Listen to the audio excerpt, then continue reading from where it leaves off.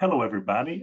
Welcome to the Telehealth and COVID-19 Telehealth update from Healthcare Business Specialist and from Inquisic and from Ryan Kelly and Elsie Crawford, Julie Quinn, Patty Harper, Charles James. There's a bunch of us that are working together to put this information out to you. We thank you guys for doing what you're doing on the front lines of healthcare and in this war that we are fighting. So we all certainly appreciate you guys very much. My name is Mark Lynn. I am CPA from Chattanooga. You probably know me by now because I've been around here forever. Danny Gilbert is on the line. She will help us behind the scenes with questions, and if you have technical issues, make sure Danny knows that. She's better at those than I am.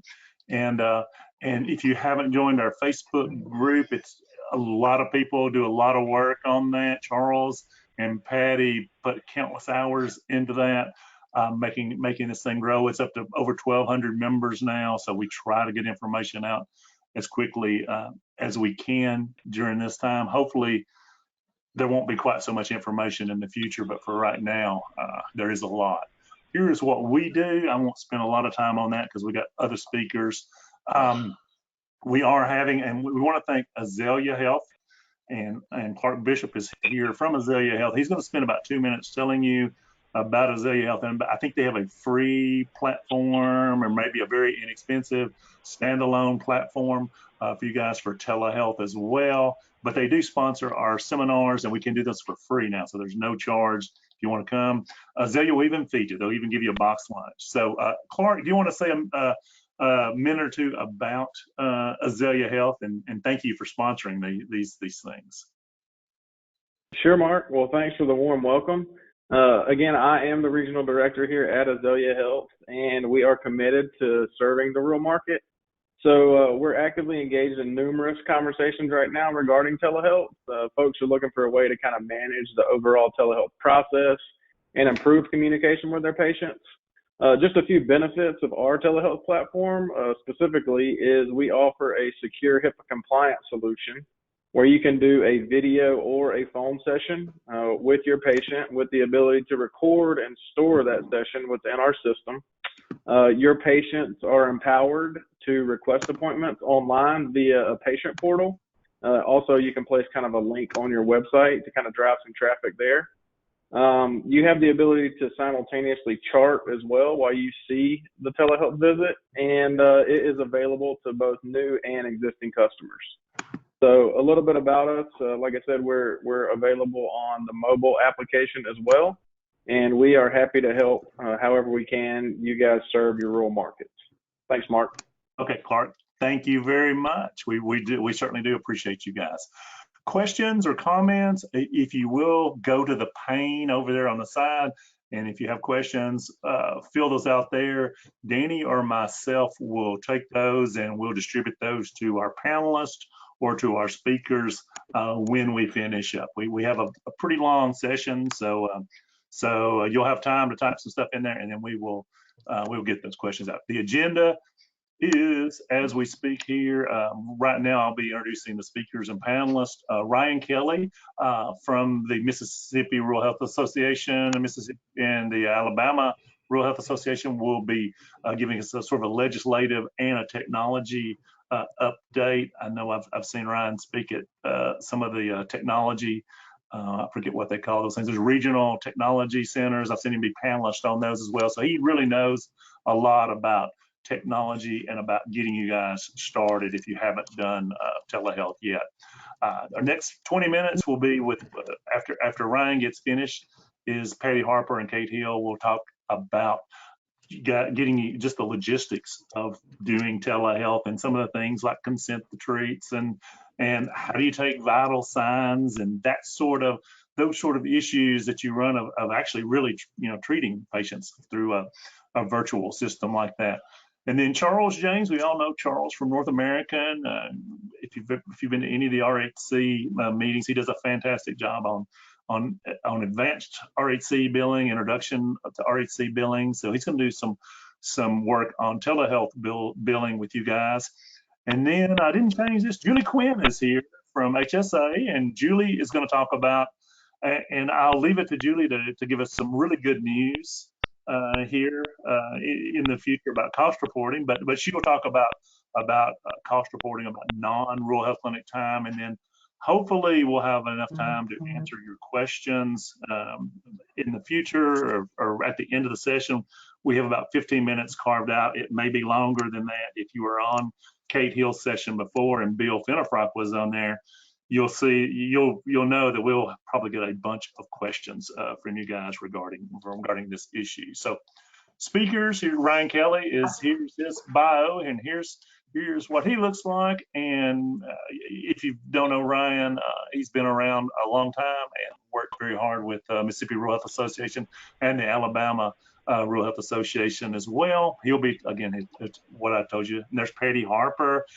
Patty's with InquiSeek, and she has a product called InquiDocs that is fantastic. Jeff has showed it to me, and it will keep you in compliance. You see how hard Patty works so hard. Patty makes me jealous how hard she works, because I do other stuff, and then I see Patty is sewing the mask for people as well as doing all this work. I'm always impressed. Kate Hill just finished her presentation a few minutes ago. She is going to be on here. I don't see her on the panelist section yet, but I hope that she'll be on here very soon.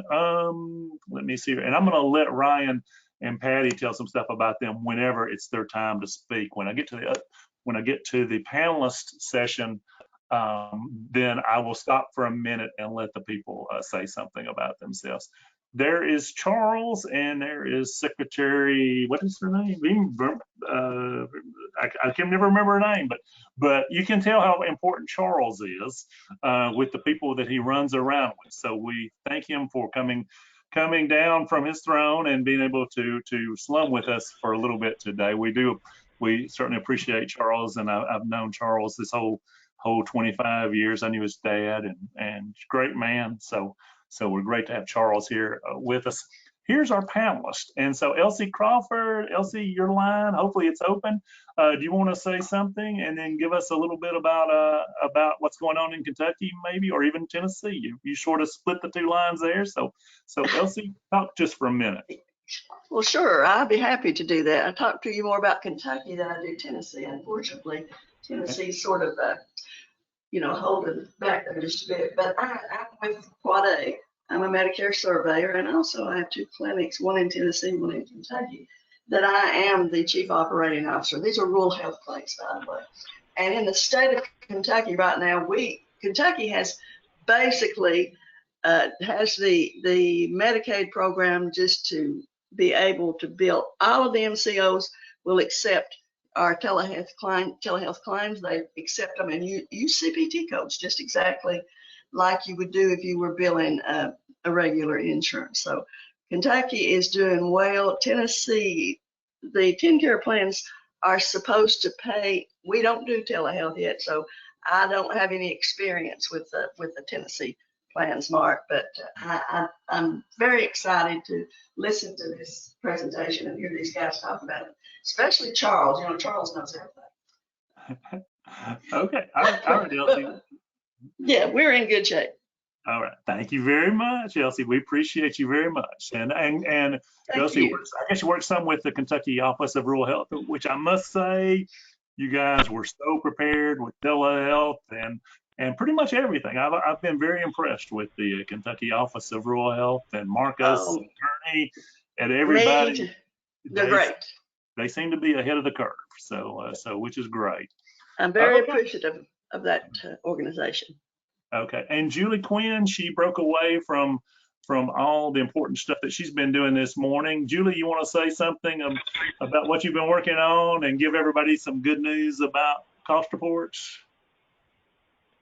Well, this has been a crazy 2 weeks, I think, as all of us have been working this telehealth bill through Congress that will allow RHCs, and it's not through Congress yet, of course. From the cost reporting standpoint, we did have some news yesterday. We don't have an official word out of CMS, but I am told by the audit director at Palmetto it will be coming today. For 12/31 year-end providers, your cost reports are now going to be due July 31. But I will say, as a cost report preparer, and I know that I will have this echoed by Mark and Danny, is that please do not wait until the 15th of July to get us your information as quickly as you can if you've got it. But it does give you a little bit of breathing room, and I think that that's going to be more important as the accounting firms that you work with shut down and you are not able to get those year-end financials. You don't have those tax returns yet. And so this is just giving us just a little bit of space with the now was 5/31, now 7/31 deadline for cost reports. Well, Julie, thank you for that update. And I want you to just tell them, if they don't know who you work with and all that, just say a little bit about that, and then we'll move on to the next panelist.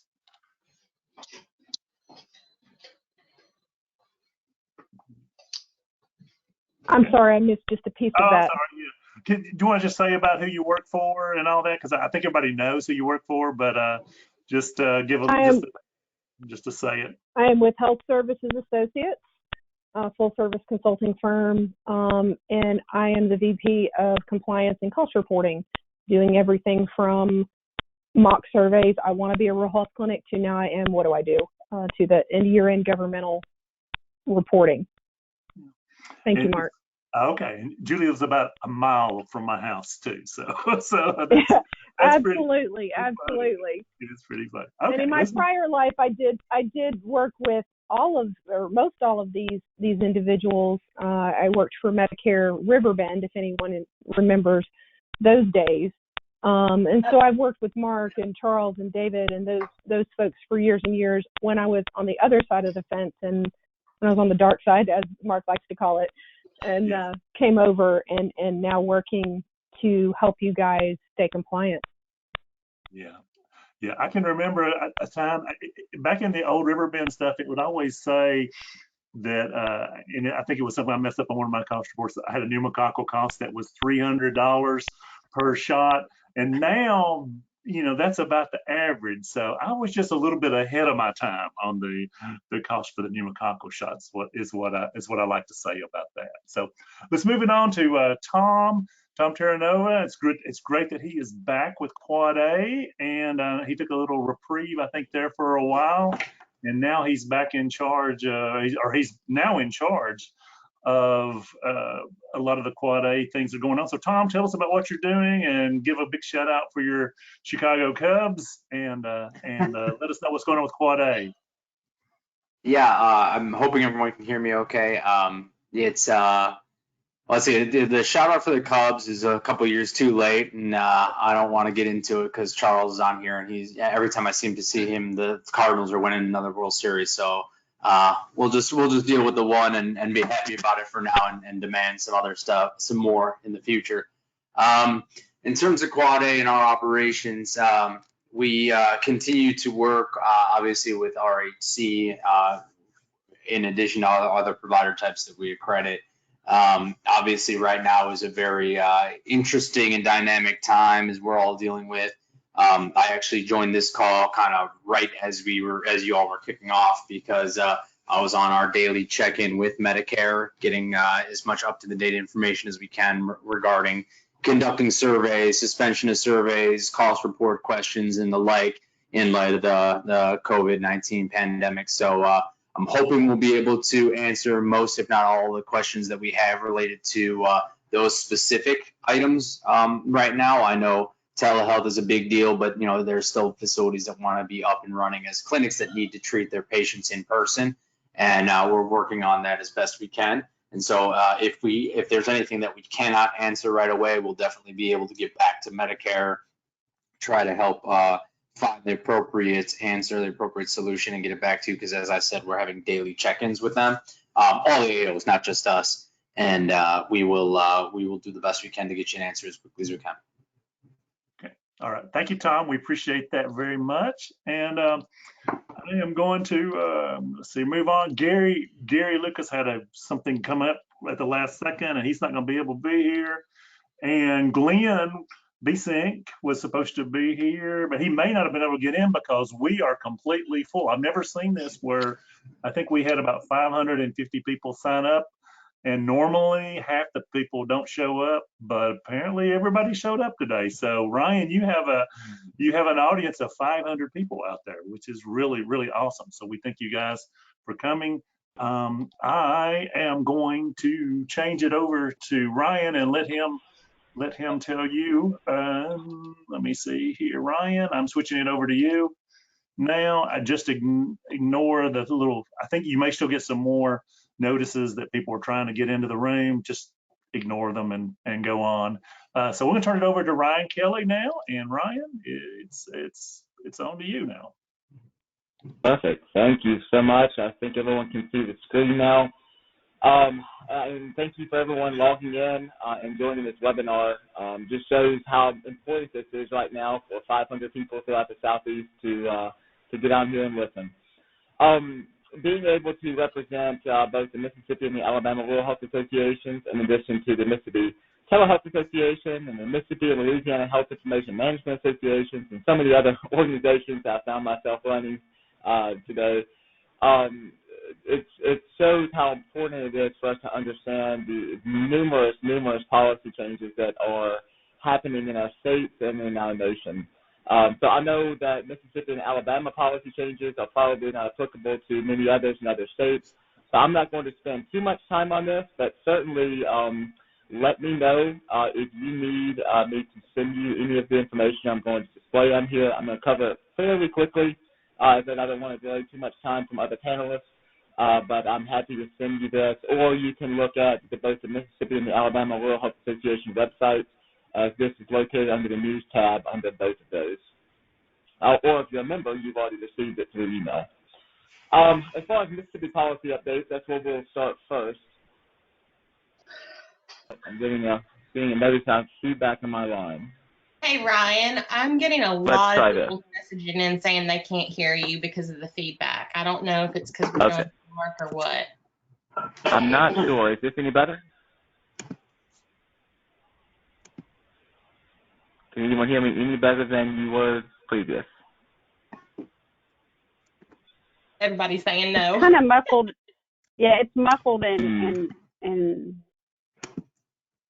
I'm not sure. I'm on a headset right now, so this should be the best it's going to get unless there's some sort of other audio problem. Mark, any ideas on that? What I did was I muted my line because I was worried that you might be picking up my speaker. So I'm going to turn my speaker down really, really low, and I'm also going to mute my line, and maybe that will help. Let me try that. Okay. And yeah, I'm literally talking into the headset like as in the desktop phone, so it won't get any clearer than this. I'll go ahead and continue. I'm sorry if it is muffled, unless you'd like me to hang up and try to call in. So interrupt me if you think that's a need. Ryan, somebody does say that they think your mouth is too close to the headset, and you may want to try handset. There were a couple people that messaged that in. I mean, now this is going to be as clear as it gets. Hey, there's no way to make it any better.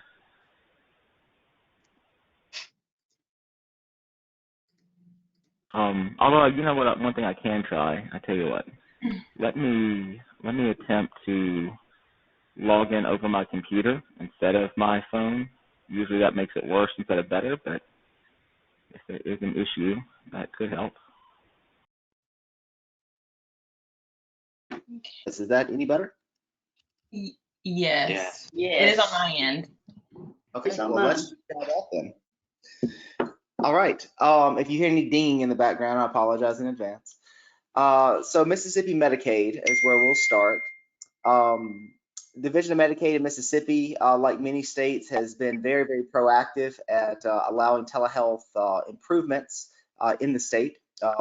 They started off with a few HCPCS codes, U0001 and U0002, which are to work on COVID-19 diagnostic laboratory tests. These are all non-CDC related tests that would be conducted. So they have a 3233 charge and a 4620 charge, respectively, those two.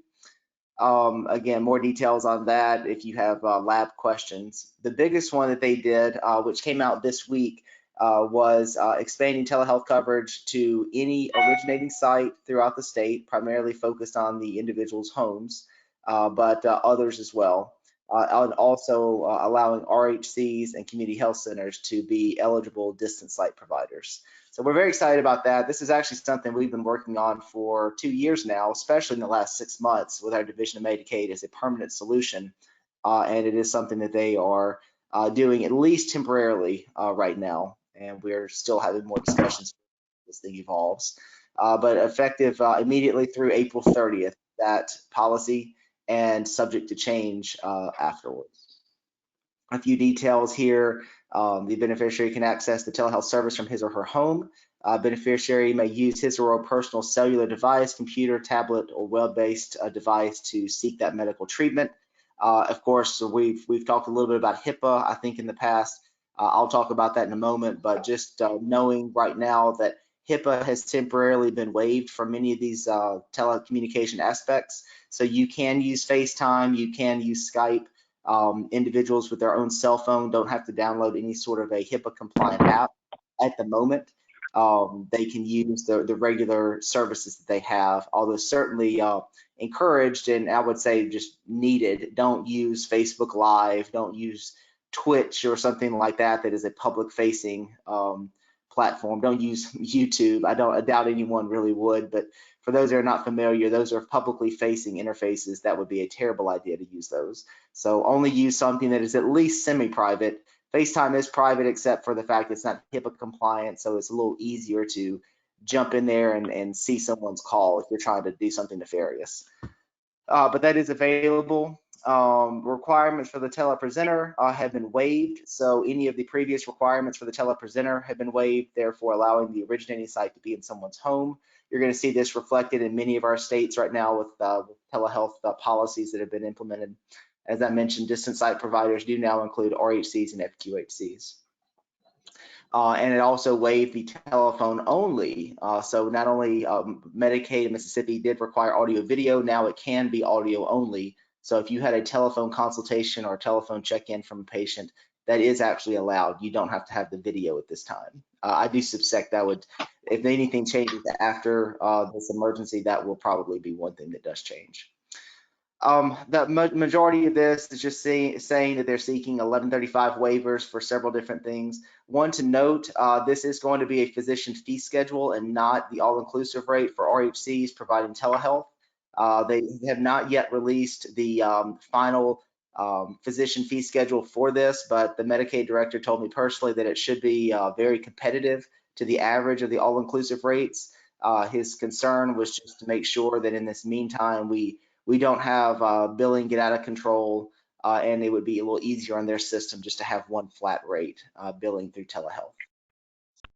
Blue Cross and Blue Shield, normally the one we complain about, have jumped on board. It was under threat of our insurance commissioner, but they did jump on board with some good telehealth expansion, and so we very much appreciate that. You can see on here that they did loosen telehealth regulations throughout the state to be essentially any provider using the same billing codes and the same fee schedule as they would have had through their Blue Cross contract. And it does allow that beneficiary to be anywhere in the state. So it does open up telehealth throughout the state. And I am hoping that they see the benefit in this and they decide to loosen their regulations. Alabama, Tennessee, I believe Louisiana all have Blue Cross and Blue Shield entities. Arkansas that are very positive for telehealth, and traditionally Mississippi's has not been. But I'm very much hoping that they see how good this is for Blue Cross and its patients and decide to keep this. There's a few CPT codes on here, the 99211, 212, and 213 that have the place of service 02. So be aware of these billing codes. And again, I will send this out to you if you are interested in some of these details here. Also located on the Blue Cross Blue Shield of Mississippi website. Both the Board of Medical Licensure and Board of Nursing passed very similar regulations let's see, I think it was last week. It was last week. To allow out-of-state physicians and nurses to be able to practice inside the state of Mississippi. So temporarily, there is a waiver for the licensure requirement in the state. Even though we do have a nursing compact, they still have allowed a waiver for any out-of-state nurses that have a nursing license in another state. And then we do also have a physician compact, but that physician compact still requires the licensure approval process. So now there's simply an attestation form that says that the physician will acknowledge that they are not under investigation in another state, and they do have a valid license in another state to practice medicine. And then they are given a temporary approval to be able to practice in Mississippi. I will note one issue that we found with the application that they have, and it's one simple little thing that we certainly hope they're going to get fixed. The governor's office is on it, is that it asks the provider to ensure that they have a prior relationship with the patient within Mississippi. But that would completely defeat the entire process, because you can't have a prior relationship if you're not a licensed medical provider in Mississippi. To attest to that would say that you're either have broken the law or you're lying. So it completely defeats the entire process. So we're asking them to remove that aspect of the attestation form. And once that is done, I think we'll start to have, as needed, physicians out of state being able to practice in the state. Moving on, the State Department of Health, the prior approval for submission of samples to the public health laboratory is no longer required, so you can send those along. It's kind of obvious at this point, but for those who don't know, you can go ahead and send that. And then there's a listing of testing sites available on the Department of Health website. If you have this PDF, you can link to that. As far as Alabama, similar but a little shorter. Alabama's Division of Medicaid has not been quite as proactive as Mississippi's in the past, but they've done some great things here. So from effective March 16th, which is when this came out, up until April 16th, telehealth is expanded, similar to Mississippi, although they didn't use as much language, but it is extended to any Medicaid authorized provider, as well as any Medicaid beneficiary, which from my interpretation does also include RHCs and FQHCs as well. Look at their website. It doesn't give a whole lot more information, but so far I've not seen anyone coming back saying that is not the case. So Alabama Division of Medicaid for the next month, really it's more like the next 3.5 weeks or at this point, can deliver telehealth to patients in any site of service as well. Blue Cross and Blue Shield of Alabama has been one of the first that I saw to expand Medicaid services. They were, I believe, the first of anyone that I saw. So congratulations to them and thankful for them. Up from March 16th to April 16th, they did expand telehealth services similar to Medicaid, where any Blue Cross provider with a contract is able to provide services at the same fee schedule rate.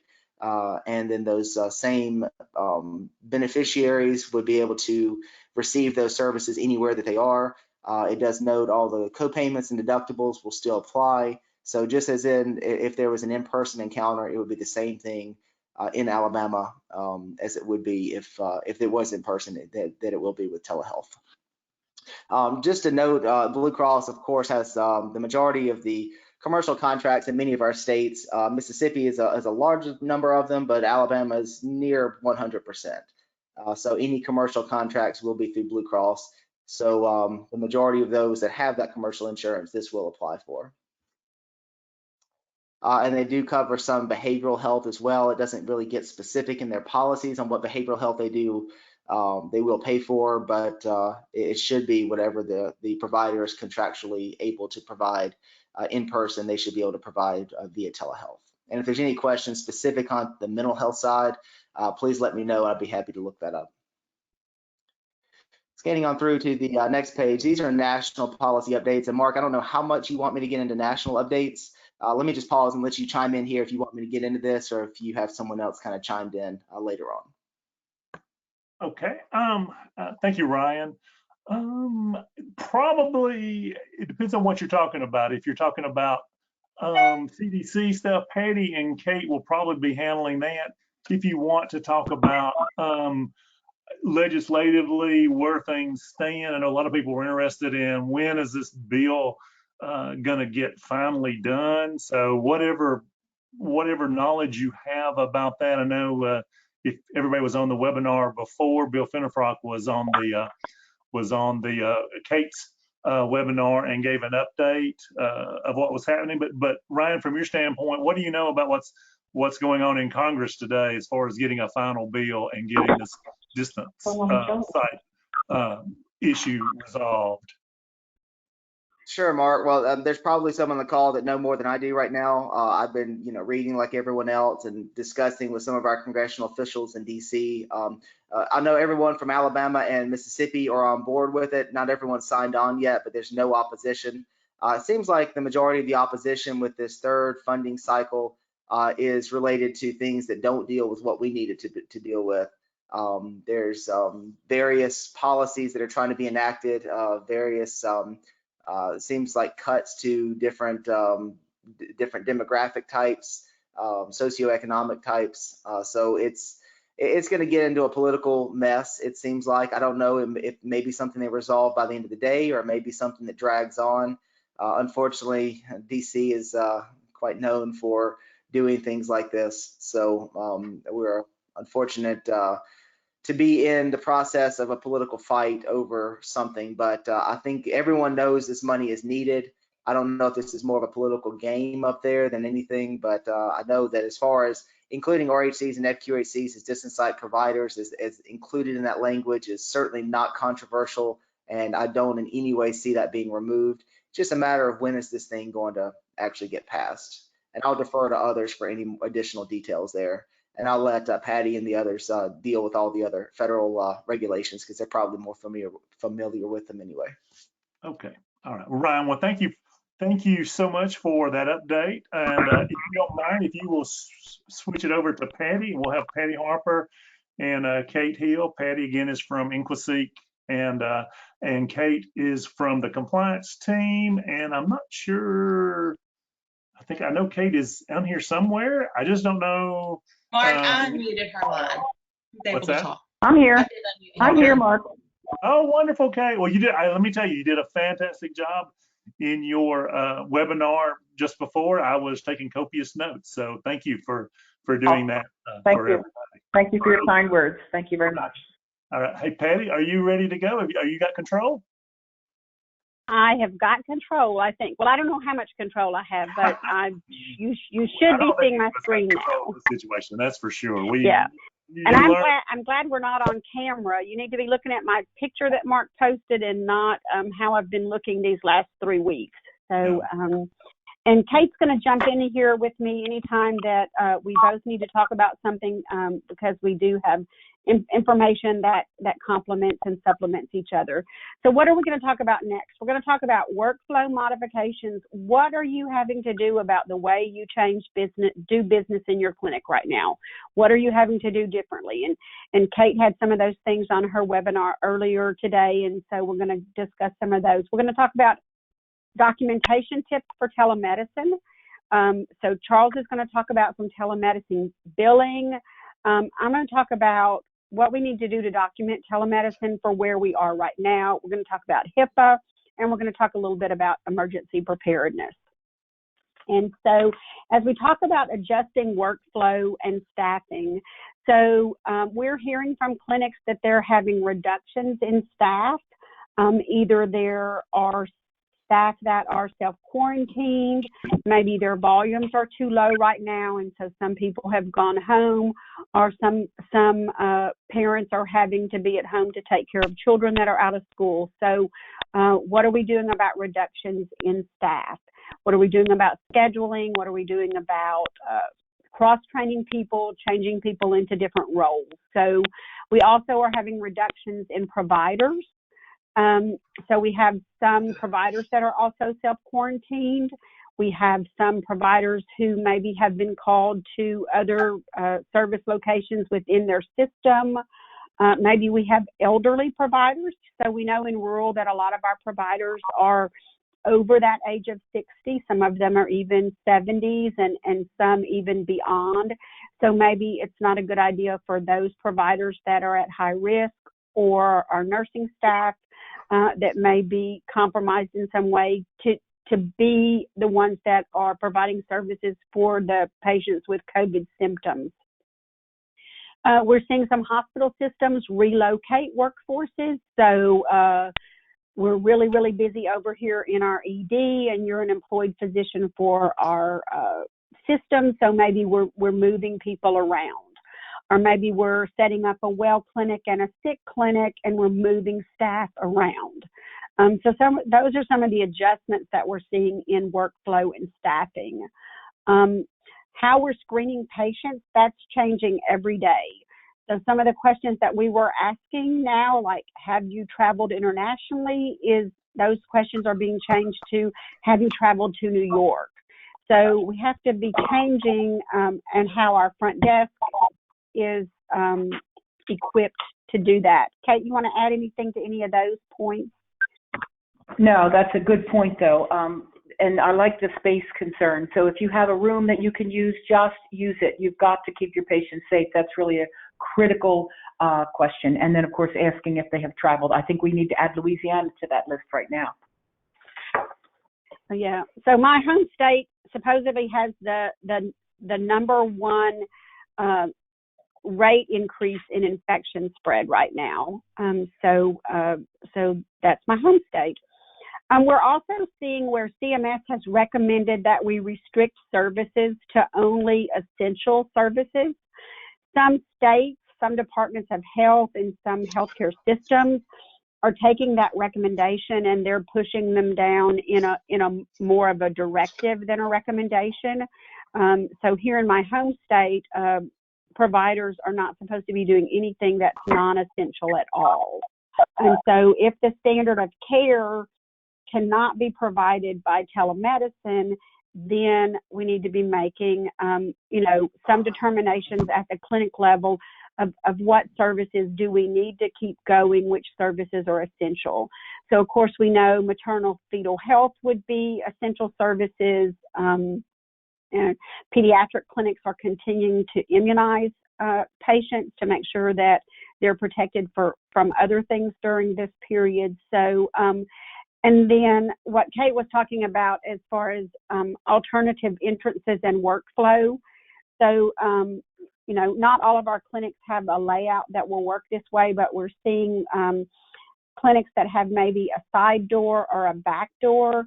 Maybe they're selecting the exam rooms that are closest to those alternate entrances, and they're making that a sick entrance, and then they're just getting those patients into that exam room that's been designated as an exam room for COVID symptoms.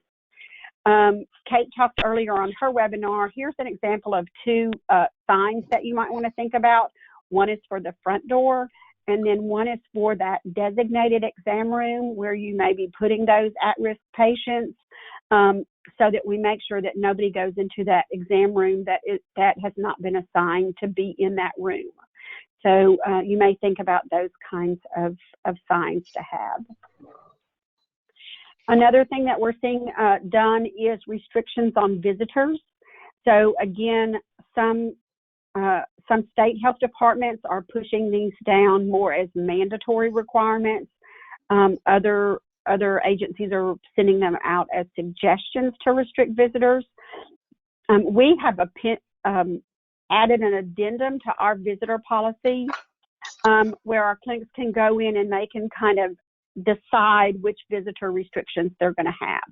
So how many, usually it's one person accompanying a patient if they need assistance, or if they're a child or a minor. Adult patients come alone. How many other children in the family are you going to allow? Are you going to allow vendors, consultants, delivery people, pharmaceutical reps? Who are you going to allow in your clinic at this time?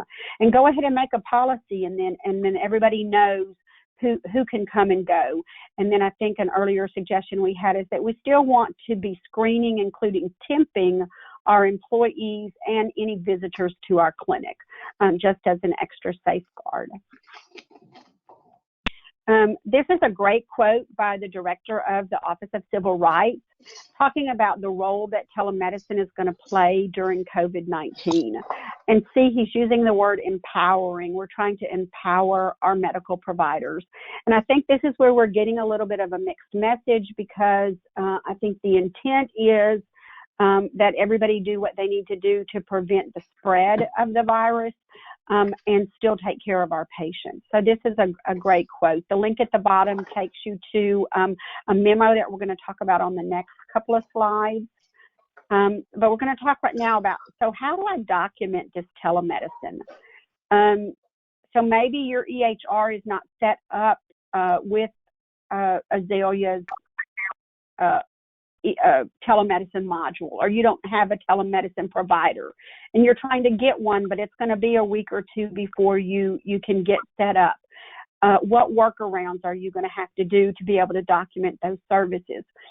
We also have so much that is unknown about how we're going to be able to bill for these services. So are we going to have to put claims on hold? Or are we going to have a way to document and track what it is we're doing, even though we don't really know how we're going to push those out as far as claims? So start and stop times are recommended, particularly for codes for services that have are timed codes.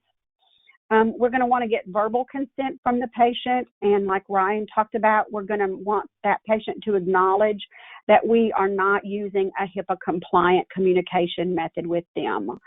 And then we want a complete, prompt completion of records. The recommendation is within 48 hours. So the telemedicine thing, it's a lot more loosey-goosey than what we're used to working with, and we don't want to get behind on that documentation. Some of us are going to have to go really old school on documentation. So this is a telemedicine paper note template that I actually designed for some of our clients to use that don't have telemedicine set up in their EHR yet, or they don't have a telemedicine template, or maybe they don't have, they're not able to adequately document in their portal as a phone call. And so we have come up with a template. So some of us may have to go old school in the time being. You know, if your system's not set up, maybe you have a provider that is quarantined at home and they don't have full access to your system. So we're all having to think outside the box here. There is no guidebook for what we're doing right now. We're just kind of all shooting from the hip. We also have created a tracking log to track patients that we may be providing different services for in case we don't have that ability within our current systems. The OCR has not waived the telemedicine rules for us right now. What they have done is they are choosing to turn a blind eye and give us a little bit of latitude in using these non-compliant apps. So the only OCR regulations around patient privacy that have been waived are ones that relate to hospitals. But they're going to let us color outside the lines right now. And so we are going to be able to use FaceTime, Skype, Messenger, things that normally wouldn't be compliant if we do that in good faith. So if they find somebody who is, not acting as a prudent provider, then maybe they will choose to enforce the violations. But if we're all just trying to do our best to take care of patients, they're going to turn a blind eye to this. Ryan discussed and probably understood a lot more about these apps that are not approved. So these are things like Facebook Live, or you're going to do something in your feed. I don't know, but we have some guidance on which ones we cannot. And clarification on the bottom bullet that these are for conditions related to COVID and also to non-related COVID conditions.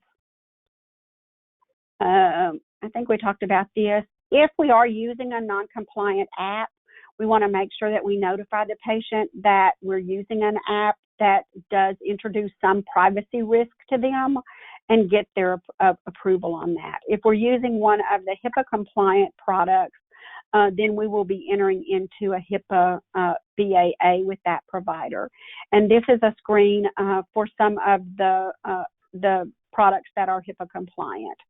So the OCR has not actually reviewed the BAAs that go along with these products, so you'll want to vet these vendors through your normal process. The other thing we may want to do right now is it may be a really good time to retrain our staff on the basics of HIPAA privacy and security. So privacy deals with protected health information. So those things about our patients that are about their health. Security basics are how we protect our systems more, how we make sure that we don't have unauthorized access. So there's two parts of HIPAA. We always have a need-to-know rule. So the need-to-know rule is your person in your office does not need to know more about the PHI for a patient than is in their job description.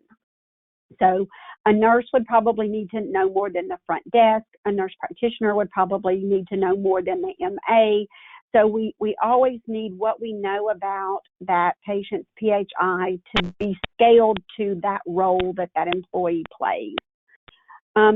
During national emergencies and other emergencies, we do have disclosures allowances for information given to public health agencies. We have to report these cases.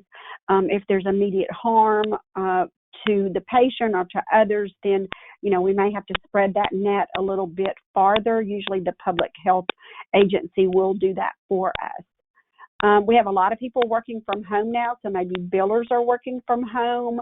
Our back office staff is working from home. Maybe some quarantined employees are working from home. We always have higher security risk when those computers and those devices are not in our direct control.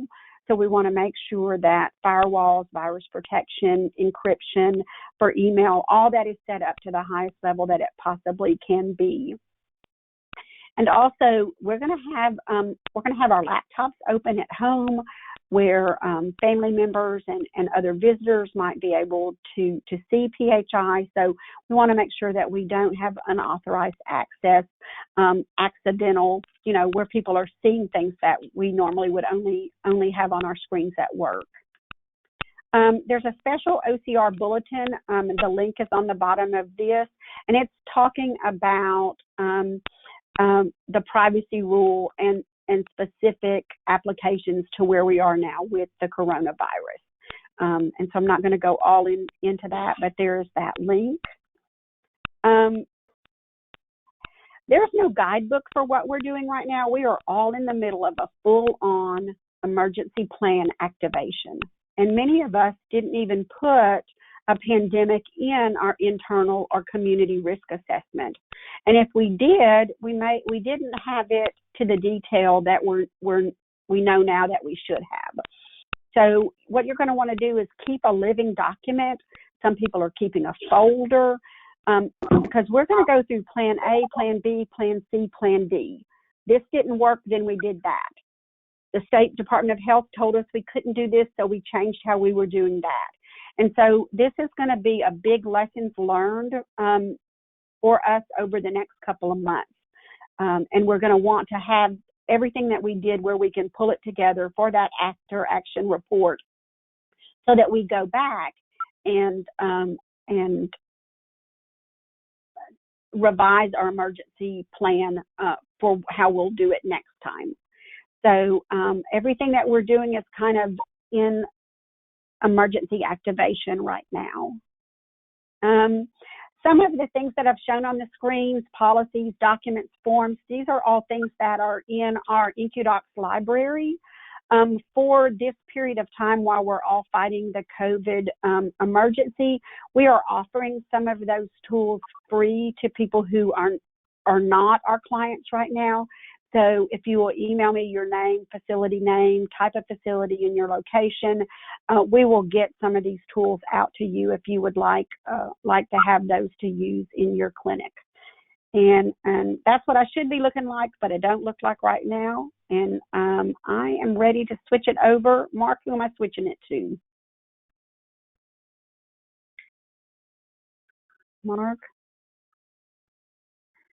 Hey, Patty, sorry about that. I was on mute and I had to find the little button. Charles James will be Okay, talking to us now. Okay, Charles, you're next.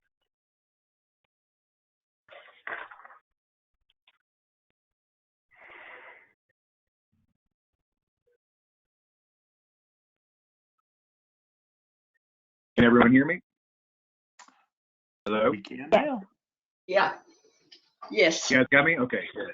Excellent. Thank you. So first of all, thank you everybody for the kind words you said about me. I clearly have many of you deceived, but I appreciate the kind words anyway. And just for the record, Mark, my throne is white and porcelain. But moving on. We are, but what Patty said is exactly it. We're kind of making this up as we go along. We don't have a playbook for this. Many of us have practiced. And I think even when we would seriously talk about pandemic, it was one of those things that we really didn't think was realistic. But here we are. So the group of us that you hear on the telephone right now have been in almost constant contact since this started. I can say specifically, and I and Patty have been talking every day, and Kate and I frequently, Mark and I over electronic communications. And so there's a lot of misinformation and misunderstanding out there. And that's part of the reason for this phone call. So what I want to talk about is really a couple things. So first, let me talk about the congressional effort and the policy initiative that's happening. And I hate to use such a bland term for this, but it's very frustrating for all of us. Right now, the House, it's at the Senate now, are arguing about the bill. And you probably saw in the news yesterday that, it gave too much to this group, and, the other side says it took away too much from this group, and blah, blah, blah. But that's the battle. We're hung up in that same morass. I want to get to a fairly technical issue for a second. The language in the bill and what some are pushing for is a telehealth benefit that's a composite of what the rest of the world gets, kind of like our care management service and like our virtual check-ins, which I'm going to talk about in a second. Our pricing for those are composites of the national fee schedule. And we don't want a composite. We want the AIR, our all-inclusive rate, to be paid for our telehealth services. Now, there is opposition to that, unnamed, faceless opposition to paying rural health clinics their AIR. And of course, our response is, are you kidding me? How are we different than anyone else? We're not. So what I would ask of you, and I think that the National Association, everybody else on here would be to contact your senators, your U.S. senators. They listen to you. We've been through the spiel. Of course, we don't want to scream at them, but we want to say, hey guys, this is literally a matter of life and death. You guys get this passed so we can move on. We need the AIR, and do it and stop talking about it. So that's the legislative push we're under right now. The bill is stuck in Congress, and you can imagine on a $2 trillion bill, us little rural health clinics pretty far down the list, right? But how many of the at-risk patients outside of urban areas are we seeing? Most of them, I would suggest. So that's the policy piece. Let me move on to, this is also a little bit controversial. We're off of our playbook.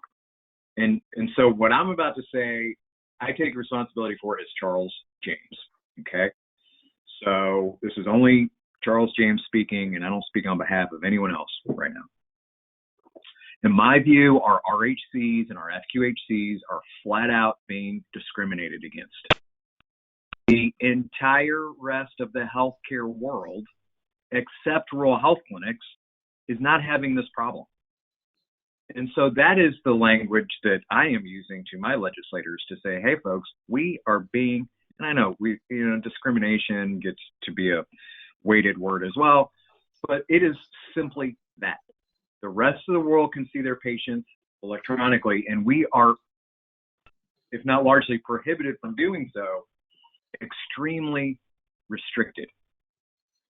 So right now, the only real mechanism that we have is these virtual communication services, okay? So the first source of misinformation I think that's been out there is everybody out there saying, oh, well, just bill all of your telehealth visits as virtual check-ins. Well, here's the problem. Virtual check-ins are not encounters. There's a, hey, how you doing? What's happening doesn't lead to a visit within the next 24 hours. It's exactly what it indicates. It's a virtual check-in. The second piece of misinformation out there is that rural health clinics bill G0071 for virtual check-ins, period. Now, this is a Medicare-only benefit. There aren't commercial payers that pay this, but we get paid G0071, and G0071 is the $13.69 payment. This is a composite in that, exactly like we talked about, it's a national average of G2012 and G2010, which is what the rest of the world gets. Has to be an issue. So this is a valid, so I'm saying absolutely, this is a valid tool. But it doesn't totally solve the problem. The call has to be initiated by the patient. We have to have the physician or our non-physician providers provide the service. The provision that it has to be an established patient has been waived for COVID-19. And it can't be related to an encounter within the last 7 days, can't lead to one in the next 24 hours. Again, 5 to 10 minute discussion. Perfectly legitimate use right now of these virtual check-ins. Absolutely. So remote evaluation is included, as well as this virtual check-in. So it really comprises both. Some repetitive information here. The third bullet is, really virtual communication is a telehealth service, but again, we all know it's really not an encounter. So the question I've been getting from all of our providers, I had a guy call me yesterday, solid guy. I could hear in his voice, I've known him for 20 years, could hear in his voice as soon as I picked up the phone from him that he was very distraught, and he was close to tears. And he said, Charles, I hate to use this term, I'm dying here. What do I do? What do I do? Well, we're all, I preempted my slide. There's a virtual check-in, claim example, I'm sorry. And here's one with a visit. I can go back to those if you want to. And so I preempted my slide here. So my doc said, I'm dying here. How do I get these visits documented? And all of us last week were, wringing our hands on this whole, oh my goodness, we don't have the right rules. And this is, hey, and my statement is, we're at war. We will ask for forgiveness. It's kind of like the HIPAA thing. We're making a good faith effort here. We're not out to defraud anyone or get money that's not due to us. So here's what I want to make the distinction of. This is how I am suggesting our providers document some of their visits so we can at least clear the patients out, and we'll worry about getting the claim paid for in a second. And next week, we'll see what happens with this guidance. But just for the mere purpose of documenting the visit, I think first, just like Patty said, we need to get the patient consent. Hey, I'm going to document a visit on the telephone. I'm going to document a visit on FaceTime. This isn't necessarily hit the client or standard Medicare operating procedure, but we're going to do what we have to do to get you seen, folks. So let the patient know what is happening. So I want to highlight some codes out there. That now, the problem with all of these codes is when you look at them, they all say non-face-to-face encounters. So we know right off the bat that we have a problem with our rural health clinic definition. So all I'm talking about is documenting the visit. We can, quote unquote, see patients. We can interact with our patients via our portal. And the 9942X codes you see are out there for this purpose. These are really for patient portal visits. They're broken down into time segments, so I would think most of ours would probably be 422s. And of course, as Patty mentioned, since there's a timestamp on it, or a time indication, we really need to timestamp it. These are non-physician providers. I'm getting my slides all mixed up. I'm sorry, and I missed a couple slides. So I have a couple slides that aren't in here that I thought they were. I'm so sorry, folks. So we have a set of codes that are telephone-only codes. This is actually the non-physician provider codes. Let me see if I have my documents still up. I do. So here are this is the slide I meant to get here. So I'll just do a little surgery here, folks. Pardon me. And I'm going to insert this slide here. And here's what I want to say to you. The telephone-only visits are 99241 through 99243. I'm not saying this is a billable service, but if you have to get somebody on the phone and conduct a phone visit, let's say our patient doesn't have a smartphone and they don't have FaceTime. And if they did, they wouldn't know how to use it. But I got to get this patient their meds. So, you know, this diabetic patient, they got hypertension, they got to get their blood pressure medication. So my suggestion is right now, document the visit. If you need to pick a code, pick a telephone only code and timestamp the visit. Now here's my other issue is that our telehealth visits, I'm going to do the same thing I did here, so bear with me. Our telehealth visits via Skype, FaceTime, Zoom is HIPAA compliant. Zoom is HIPAA compliant right now. Actually, the big problem with Skype and FaceTime is they won't give you a BAA. That's why they're not HIPAA compliant. But otherwise, I think they're robust enough platforms.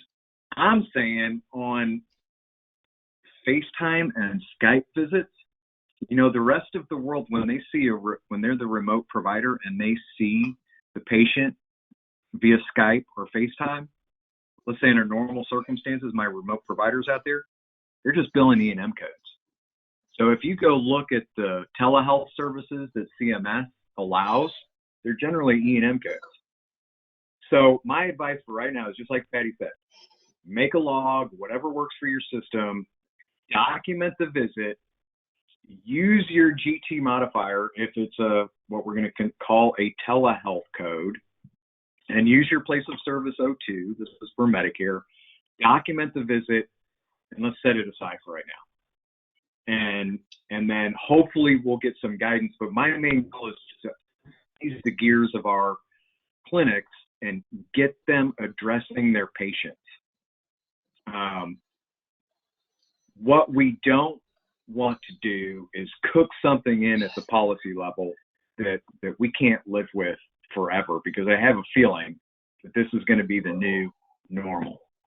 So what we want as rural health clinics is just like the rest of the world. We want to be able to be the remote or distant site, see E&M, provide E&M services, and that is paid at the all-inclusive rate. That's what we want.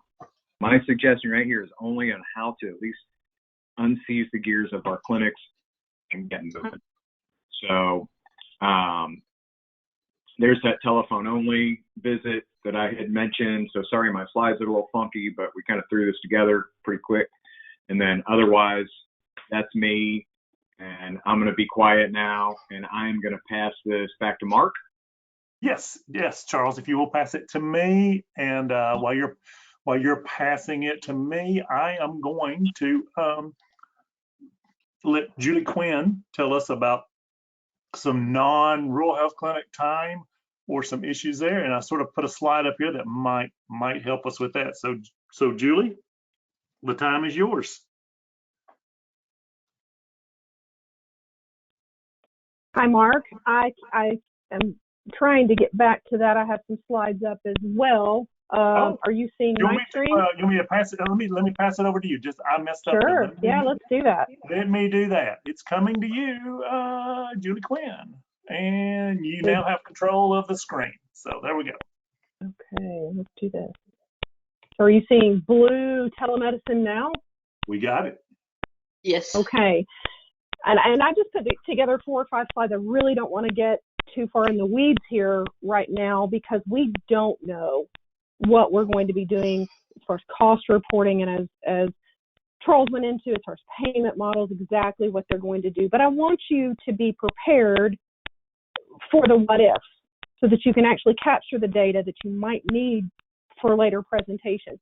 So right now, we all know where we are. You can be an originating site, cost of providing telehealth services. There's actually already a line on the cost report. There's already a way to do this. They're not even going to have to make major changes to the cost report. Where we could be, if this passes, if we can get this bill through Congress, then RHCs may serve as a distance site, which is where we all want to be, where what this whole webinar is about today. If we get there, what I'm hearing, and again, this could all change, but what I'm hearing is that we'll go ahead and do a carve out for those as well. So what do I, and I'm only going to spend a few minutes on this, what do I as a rural health clinic need to be keeping up with so that I can give it to the Marks, the Julies, the Dannys, the David James, those folks that do my cost reports at the end of the year? Well, first of all, I just kind of want to go into the why. When we're looking at a cost report, why don't we just pull it all out? Well, it's just kind of not how the cost report works. Does it use overhead? Does it not use overhead?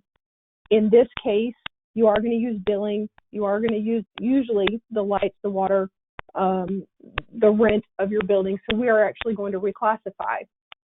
We're actually going to put that telehealth down in the bottom of this triangle into that non-RHC cost center. Again, this is what I'm hearing will probably be. And then once it gets into the non-RHC box, your overhead will allocate. And this is a little in the weeds. This is a little for the folks on the cost report side. Okay, Julie, how do I get it done? There's 2 ways you can do it. 2 things that I need you to keep up with. Either keep time records, either through those timestamps that Charles just went through, or logs on the side of the time that your folks spend working on telemedicine. Or if it's too late for that, or you forget, or you lose track of things and that doesn't get done, you can either time the people or time the session. So if you don't keep detailed time records of the time you're spending and who's doing it on telehealth, then at some point, time an average session time, or CMS may assign a value. I saw on Charles' slides that he talked about 2 different codes. One was 11 to 20, and one was, and forgive me, I don't have those in front of me, those numbers in front of me, but there were some time values. So we could take some averages from the code you used to get the amount of time that you spent doing these procedures, doing these telemedicine sessions and visits.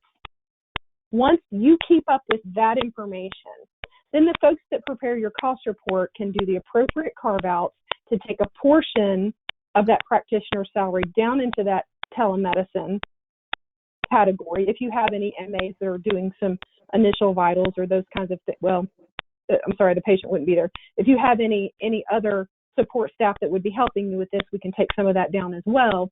But we really, and the reason that I got into these right here is you see that the middle of the triangle here, the top box here. You don't need to keep up with every little person in your clinic that touches telehealth, because most of them are going to be in that overhead box, and the cost report mechanism takes care of it. You just need to keep up with the direct people that are doing the direct telehealth. Then we'll put it into the cost report, and if you look here, the cost report will allocate a little bit of your billers, a little bit of your front-end staff. You don't have to keep up with that. And so if there's anything that take away from here is don't stress about keeping up with everybody that touches telehealth. Just keep up with your practitioner time. Or if you can't do that, or you forget to do that a little bit later in the game, then we'll go down to method B and we'll actually calculate an average time to do a telemedicine visit. And that's all I have. Thank you, Mark. Thank you, Julie. If you will turn to present, make me the presenter, and we will go ahead and get started. What I'm going to do is we got finished a little bit earlier than we thought as far as presentations, at least a little bit. And what I'm going to do is go through a little presentation that I've worked up just in case something went wrong today. And I think from looking at all the questions, is this may get a lot of the questions answered. We're not going to have time to answer every single one of these questions today. There's just way too many of them. But what we will do is I will pull them off and we'll start working on an FAQ and we'll try to answer all of those questions. Some of the questions in there were, will we have Charles James slides? And Charles will send those to me and I will put those. If you haven't seen yet, on our COVID-19 website, I put all the slide presentations that I had on there, and we also put some resources for the states that I had. So if you guys have some resources for some of the states that we don't have on there, Kansas and California and all the places that we're sort of concentrated in the Southeast. So we tend to get information from the Southeast or Louisiana, Arkansas, that area. But if you do have things that have changed as far as Medicaid goes, remember, we're talking about Medicare today is what we talk about probably 99% of the time, except for the times we specifically mention the particular state we're in. But let's go ahead and look at these slides here real quick, and maybe this will help you.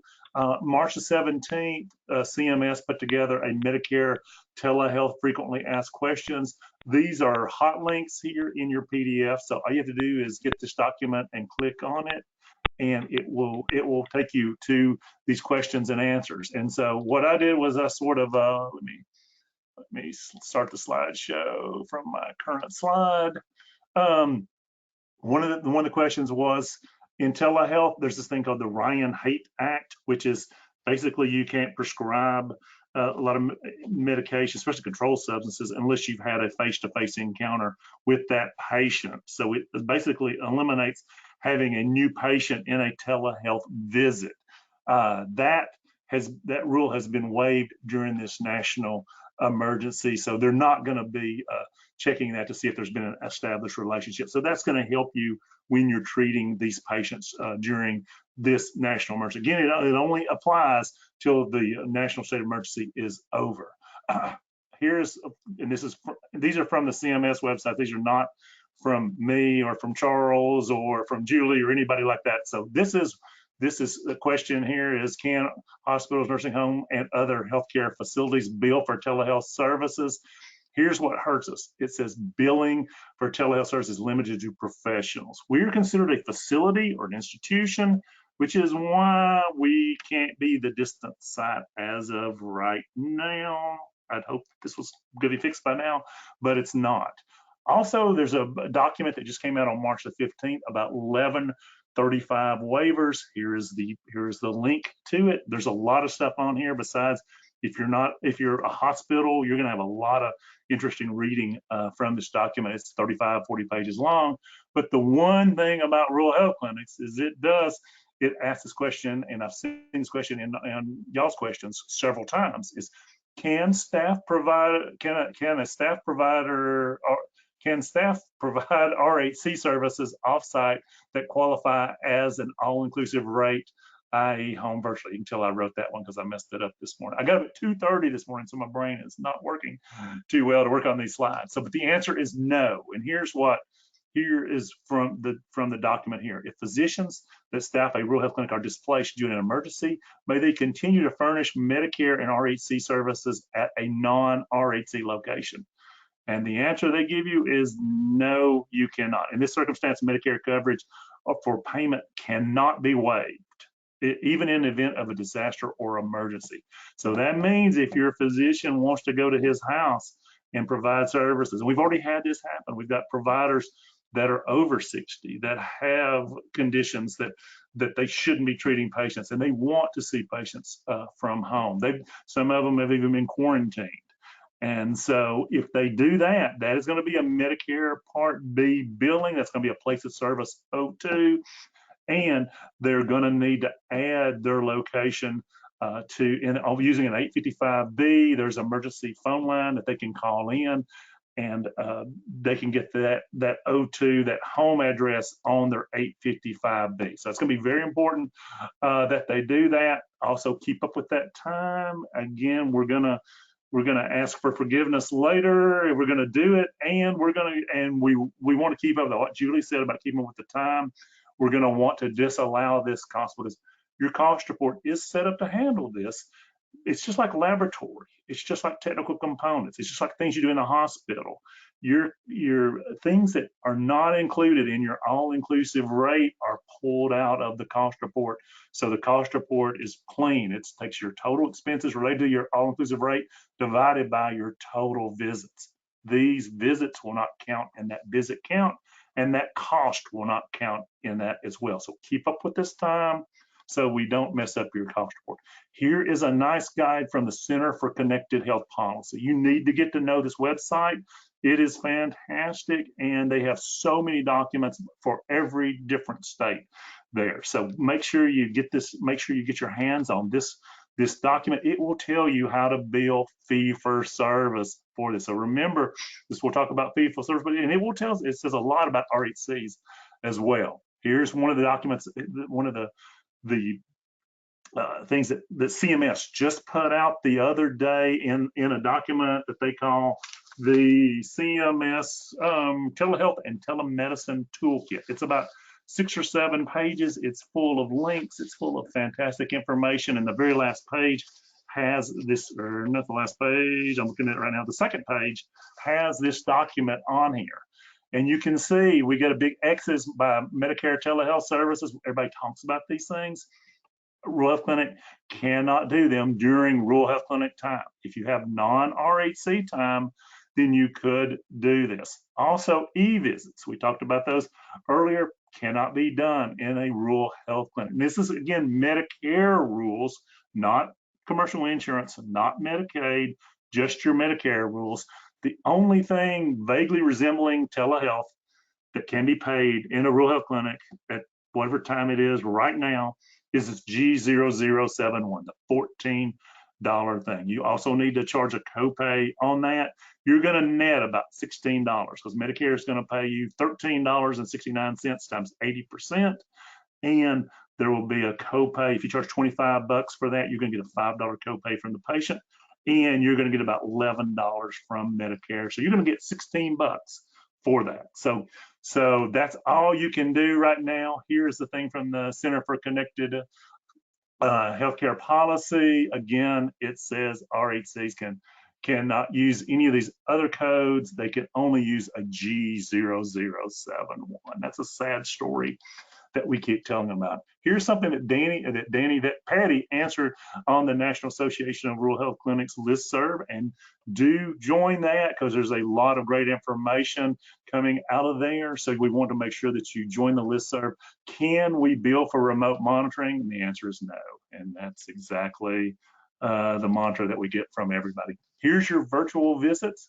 So, and Charles went over that very well. So we don't need to cover that anymore. You know that that's what you can do. If you have questions about it, there is an FAQ on virtual visits, about 8 pages long, that will answer a lot of your questions for that. So, and it talks about virtual visits and e-visits, what the difference is. I won't go into, or it talks about the coding for that.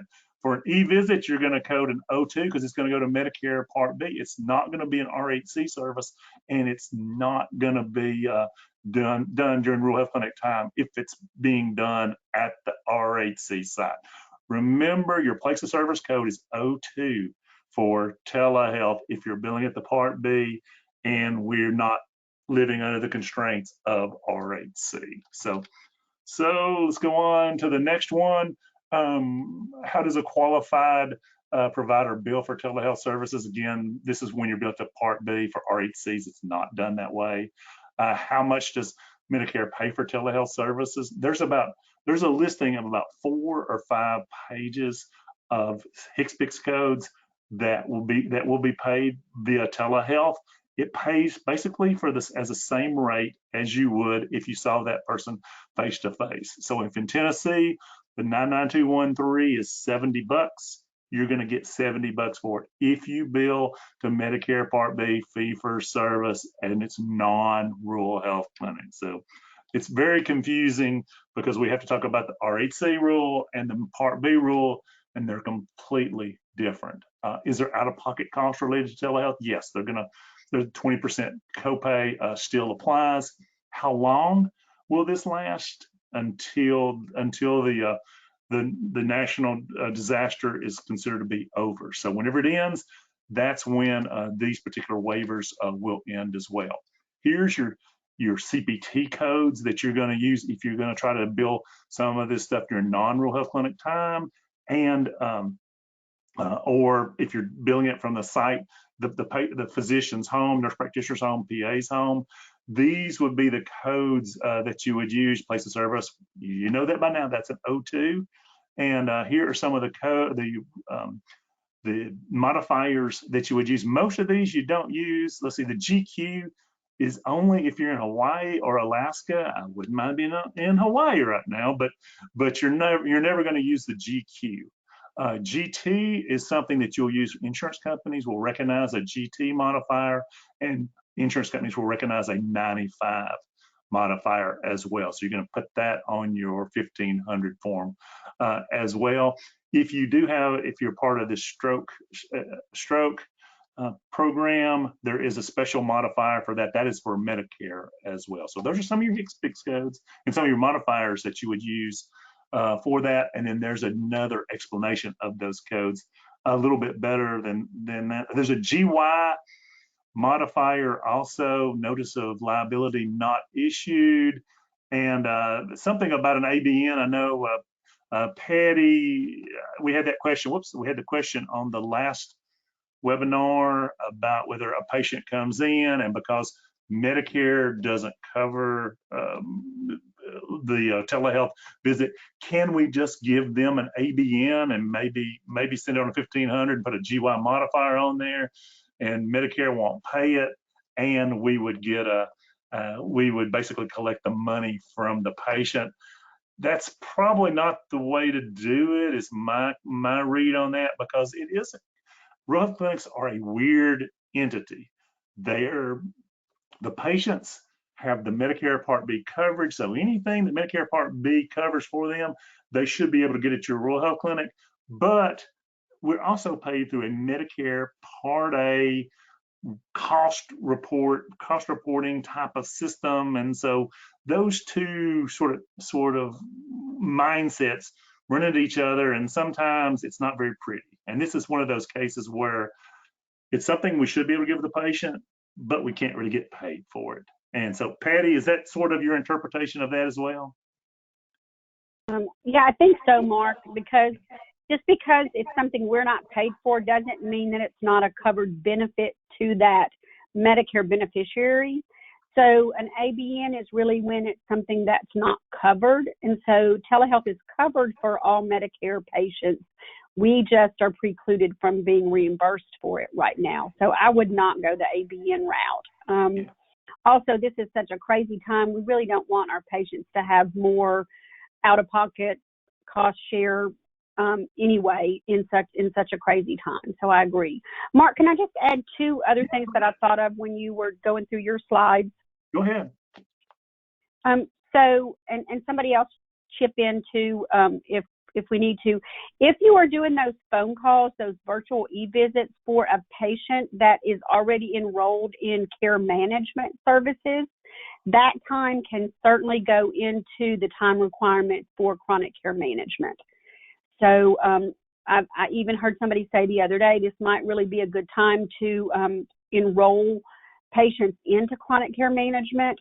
as a way of being able to get some reimbursement for helping manage, manage those chronic conditions and keep those patients safe.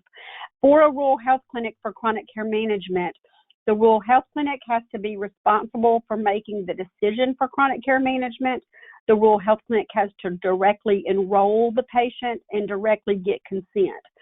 So in other types of practices, a vendor is allowed to do that, but in the rural health clinic, I just wanted to remind everybody that has to be under direct supervision. That has to be a decision and an action that's made inside of our rural health clinic. But any phone calls like that we would do during this period to those patients would certainly count towards that 20 minutes. Also, when Mark was going through all of the different codes that could be used, we are starting to see commercial plans come up with some really strange combinations of codes and modifiers, because they are all trying to get their system to be able to process these claims and identify them as telehealth claims that are going on during this COVID period. And so sometimes they are coming up with some unconventional use of codes and modifiers. I think we're going to have about a dozen different ways to build this when we finally get a green light on anything. So go by your commercial plans, specific guidelines for billing. I had a plan here in Louisiana that came out yesterday. They want a 99213 with a 95 modifier for any telehealth. They don't want the phone call codes. They don't want e-visit codes. That's how their system is going to track and pay them. So commercial payers are going to come up with some things that are not normal official coding guidelines. So we'll have to pay attention to that as well. That's all, Mark. Okay, all right. And Patty, you can help me, and any of the panelists can jump in at this point and help me out on this one. But revenue codes 780, I know that's, when I read that the other day, what it said was it was only for an originating site, and that's that Q0314 that really doesn't do us any good during this pandemic. It's originating site. I think Medicare pays basically $26. That's what a rural health clinic and FQHC can do at this time. That's what that revenue code is for. But people were asking me, what about G0071? What revenue code do I use? Do you use 0780 or do you use 0521? I've been saying 0521 because when I read the 0780, it sounded like it was only originating site. Is that right, Charles? 521. Yeah, 521. Okay, that's what. Just want to make sure I understand this right, because this is confusing, and Patty's right. Is we talk about, and there's a slide here at the very beginning where I talk about the golden rule. He who has the gold makes the rules. So look at those contracts. Exactly right. That's right. Look at them very closely, because they will have different things on there. So and then here's the modifiers for that. I think we've talked about that enough. You sort of know which ones are which, and I'm still wanting that Hawaii one. And then here's the definitions of place of service. This little blue line here, this is very important. This is what Bill Fennerfrank was talking about before, about putting, if you're billing it on the 1500 form, you're going to want to put it in box 32, what the address was, where the service was performed. If the majority of the services are performed in your RHC or during non-RHC hours, then that's going to be a place of service 02 there. But also, if your doctor is going to their home and doing it there, and the majority of the time it's done in their home, then you want to make sure that box 32 has the accurate information, and you report that to Medicare on that 855B to let them know that as well. So very important information there. And then this is what it would look like on a 1500 form as well. So we'll go through that real quick. Here is another document that just came out the other day. And there's the website to that, where there's a lot of enrollment questions. And that's where, in fact, this is where this just came out Sunday night. Here is the information that you need for enrolling your providers when they do telehealth from home, right here. And I think I'm not sure if I didn't copy everything, but somewhere there was a phone number or a hotline for them to call in one of these documents there that they said they would get it done automatically. And this is a case example of billing at Medicare fee for service. One of the questions that I have was, how do we get vital signs? And I don't know, Kate, do you have any idea, or Patty, or any of our panelists there, how do we get vital signs on one of these? Well, there are platforms that support that. We're not going to be able to get that in the short term, but there are definitely beautiful platforms for that. Mm-hmm. But not in this case, not in this emergency. Yeah. So we have some time to investigate that. Yeah. Yeah, there is. So Mark, I think, I'm sorry, okay. Go ahead. No, you go ahead. I think that we're just going to have to record that subjectively as the history of present illness.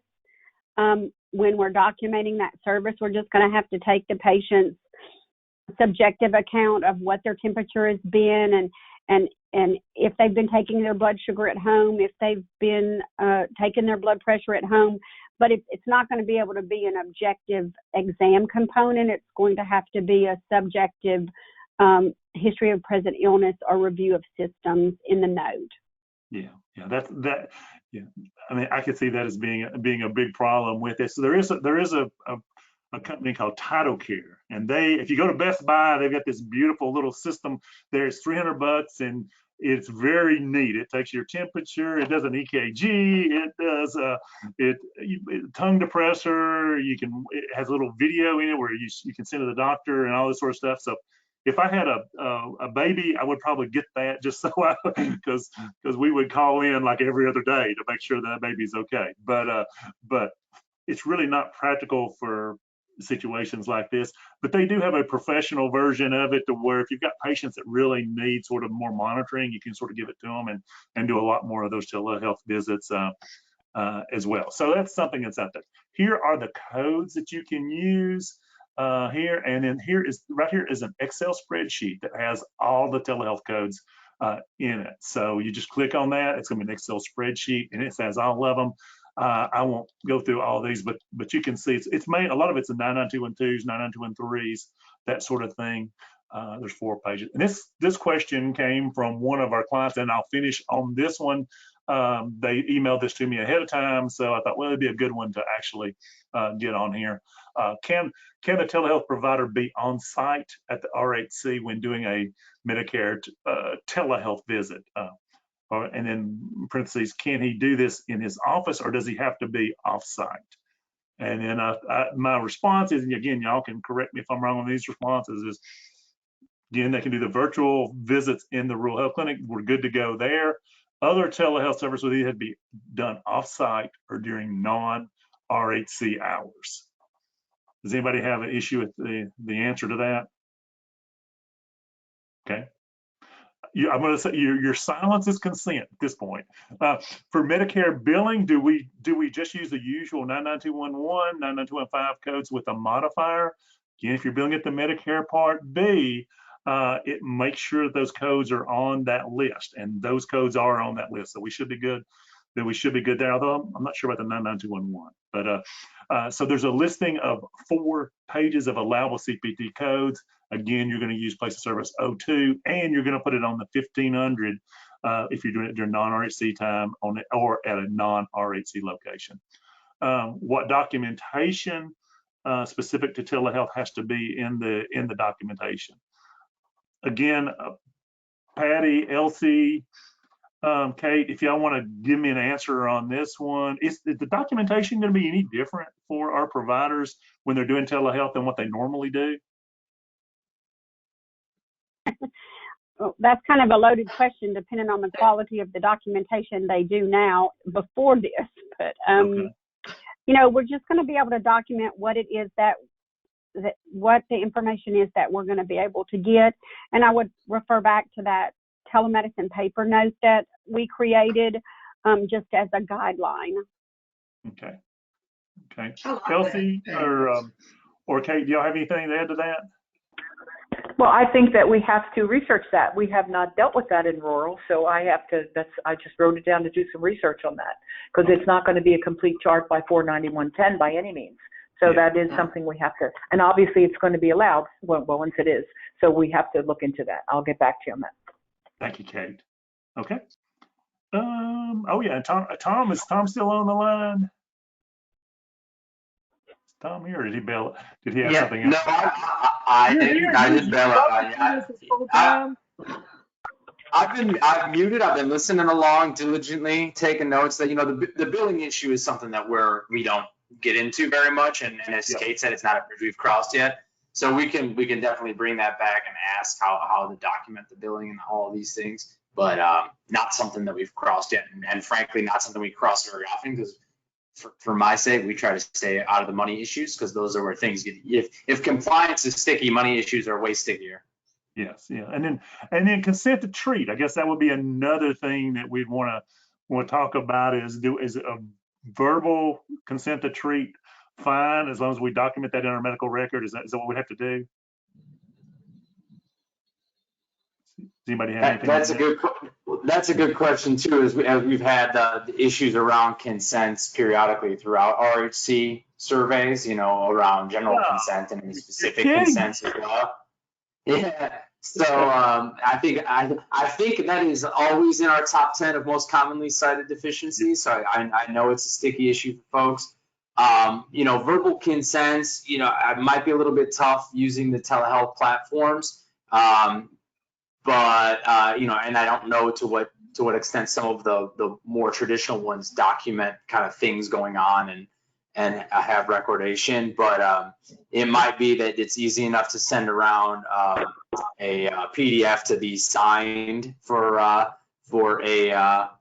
telehealth visit. But as I think Charles said, some folks may not have the capacity at home to be handling it, and if you're doing something purely audio, is that patient going to be the one who's going to receive a PDF that you're emailing them and sign it and then send it back to you with an e-signature? My guess is if the person's not on a smartphone or not able to work the smartphone to where you're just doing audio, that might not be a patient who's going to be doing that for you. So we'll have to get some more input on that one as well.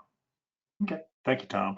Okay. Go ahead. On consents, Mark. Yeah, on consents. So I only see that as a problem really for new patients because our clinics don't get a consent to treat for every episode of care. So that consent for general treatment is good until it's revoked in most states. So whatever documentation we have for the telehealth is going to get scanned into the medical record of the patient as a whole.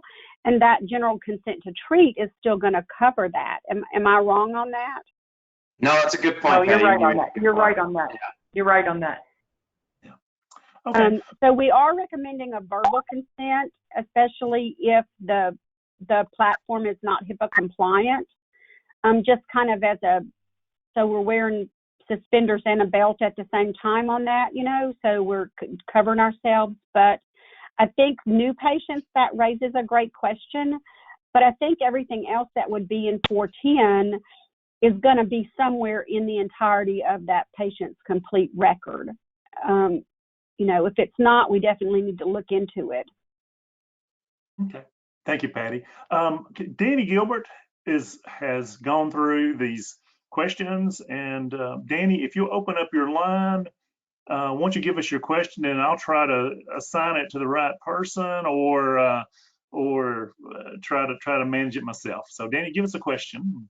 Okay, the first one is there a concern of the RHC location issue if an overflow is set up in another location within the site of the original? Okay, you broke up at the end, Danny. What was it? You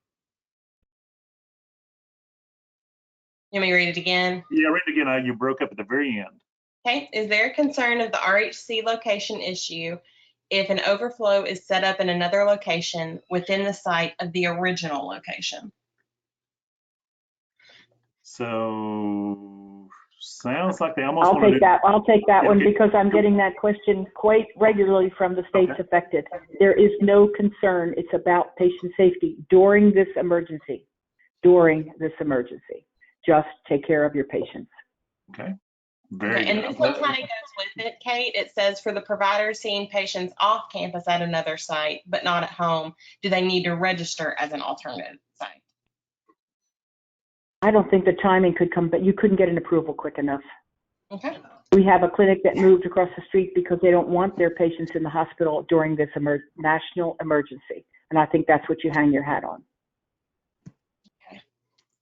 And here's another one that's similar. It says if work is done from a home address, does the home address go on the claim itself?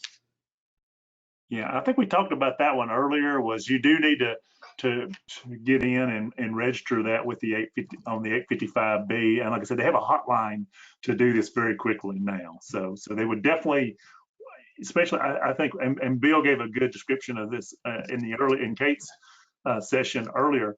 Was if you're going to be doing it, if you're just going to do it once or twice and do some telehealth at home, maybe you're sick or maybe you just take a day off and do some telehealth at home, you don't really need to do that. But if you're going to have Tuesdays and Thursdays set up as your day to be home and doing telemedicine, then you definitely need to register that on the 855B and have that as a location where you're providing that telehealth service. Okay, next question. All right. And this one, I think we've already talked about, but I'll read it. It says, can we still bill E&M codes if we attempt to use video and audio, but the patient does not have video? Yeah, Charles, you want to answer that one? I know what the answer is, but I'll let you answer it.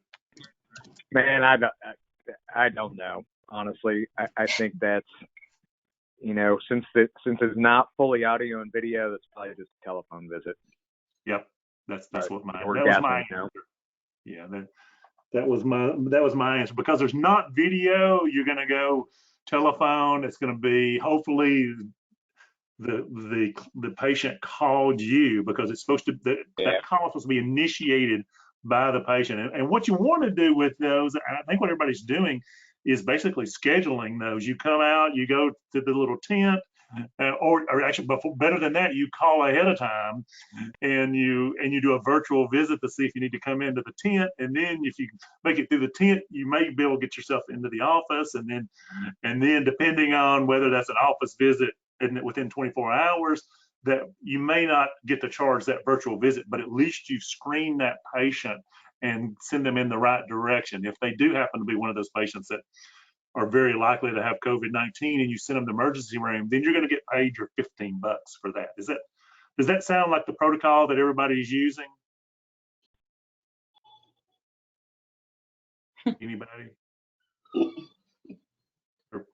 Or Patty, what is the protocol for that? I mean, what I've been, because we work with a lot of urgent cares, and what I've seen from the Urgent Care Association is that they basically have a protocol to call in first, and then that will be your virtual visit, and then they'll sort of go through where that patient should be going from that point. Is that the way it works, or am I confused? I mean, I think that's the best use of the phone for screening, but it has to be patient initiated to do the G0071. Kate, do you want to talk about that a little bit? I know you talked about that on the other webinar about, when to see patients in the clinic.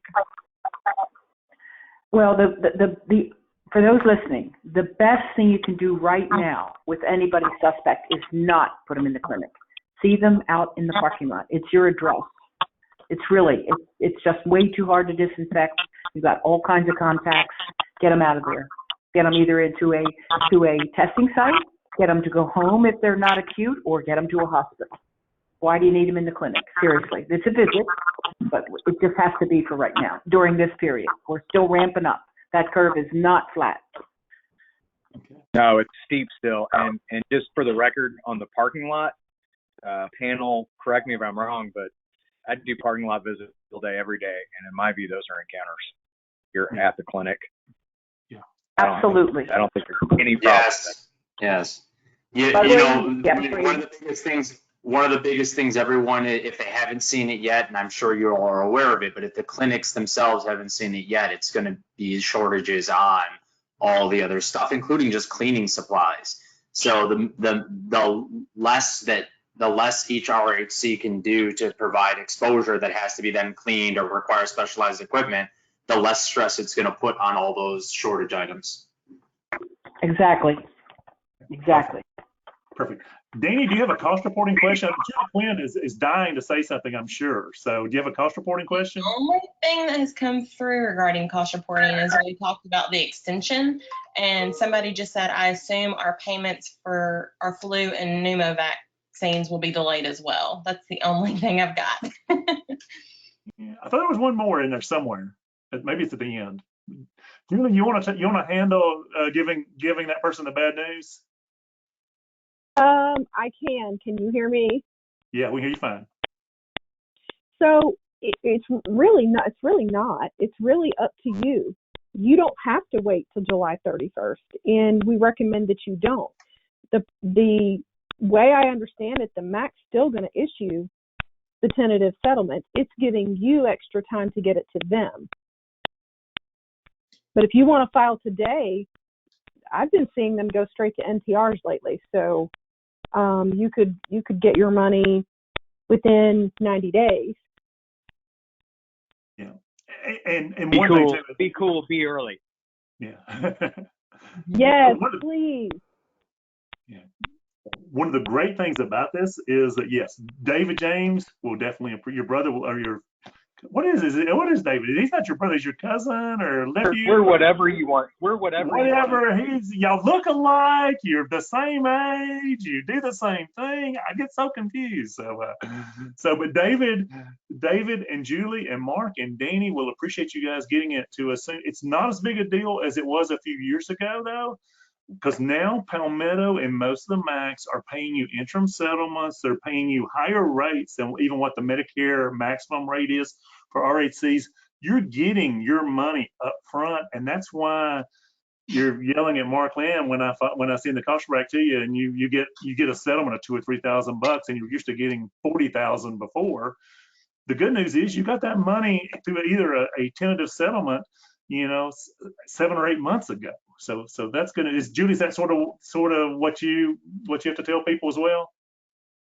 I do, and it's totally off topic here, but clinics that run high on their vaccines and on their bad debt, they've got to keep their finger on the pulse of current year volume. I just had one we finished up where they had their pneumo.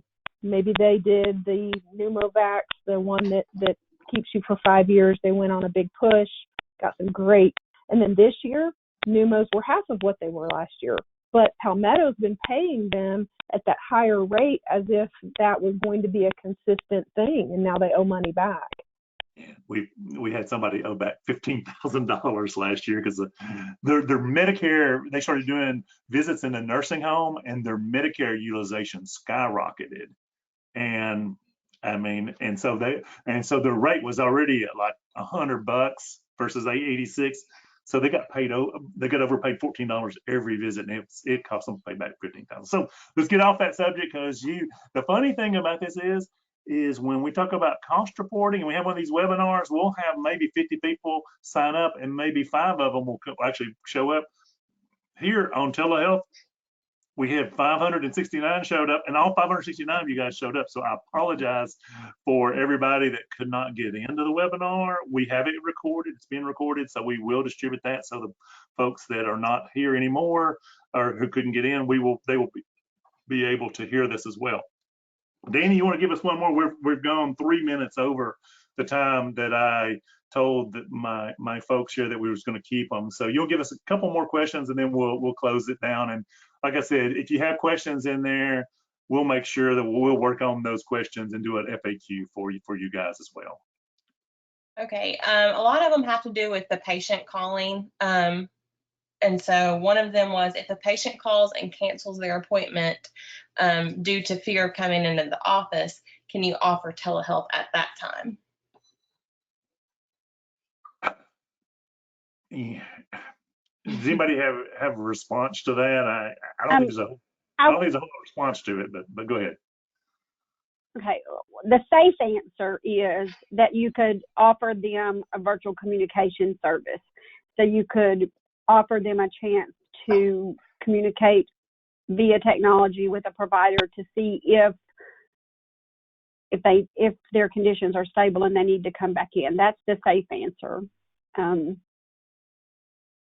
Yeah, and what I didn't say earlier too was what the urgent care centers are doing, or what some of the RACs are doing is giving a window of time for that patient to call in, and your appointment is from 11 to 11:10. This is when your virtual visit is scheduled. You call us. That way, the call is initiated. It's scheduled, and they call in. So that would be something that you could do for that particular patient, is schedule a virtual visit with them during their window of time, and then make sure that they meet that window of time. Okay, Danny, one more, and then we'll get this over with. We will do another webinar once the rules come out, and I apologize. I thought last week when we set this up, I thought for sure that on Saturday we were going to have something. Who knew that the Republicans and Democrats would be arguing over stuff? That was just blew my mind. But Danny, give us one last one to go out on, and then and I thank you to all the panelists, all of the speakers today. You guys have been wonderful. All right. This one, it looks like there was some confusion, so I'm going to go with this one. Okay. Says, I'm having difficulty as it seems that Mark's presentation is contradicting to what some of the earlier speakers presented. One of the first speakers stated we can perform telehealth effective immediately and through April 30th. We can use FaceTime, Skype, and even use audio only. He stated it will not be AIR, but will be competitive. Are they talking about different aspects of care? Please clarify. Charles, I'll let... Ryan, are you still on? Ryan's still on? No, I think he signed off. So a lot of Ryan's information was specific to Mississippi and Alabama. So some of the very first information in the first part of the presentation may have been state specific. Yeah. I don't know if that helps answer the question or not. Yeah. I think it's Medicaid versus Medicare that we're talking about, because a lot of states are allowing it on the Medicaid side. Medicare is not yet. Yeah. Yeah. Here's that's the issue, is that most states are out in front of the feds on this. And at the state level, most of us, there are a couple big exceptions. Texas is aligned with Medicare right now. Oklahoma, to my knowledge, is aligned with Medicare right now. So yes, those presentations I think are specific to Mississippi and Alabama, but they're also what we're seeing a lot of other states do. So I don't remember the comment that whether the competitive part of it, but yeah, I think that was the reference there too. I think, Charles, what I was talking about was, I think I put in there more of it. The party line is, you're an RHC, you can't do telehealth, and we've talked about this. Sometimes you veer a little bit from that, and I'm moving. The more that the Republicans and Democrats fight over this, the more I'm moving to your side of the aisle as well. So, and then here's what I said about the golden rule is, you follow the golden rule. Who has the gold makes the rules. This website, if you click into this is from the I forget the name of it now. Chronic. Like I said, I was up at 2:30 this morning, so my brain is not working. But the telehealth folks for policy care, whatever. There's a map right there. In fact, we'll just click it. We're almost finished anyway. No, it won't work. If you click it, it'll have a map. If you click your state, it will show you the rules for Medicaid and for a lot of the insurance companies in your state. So that is a great thing to look at. Okay, everybody. Thank y'all. Be safe out there. We appreciate you guys. You're our heroes, and we will get all this information to you guys, and we'll probably set up something similar to this. And I may even do my presentation the next time we do this. So thank y'all very much. We're going to close out the webinar now, and just stay safe. Thanks everybody. Thank you, panelists. Thank you. Bye now.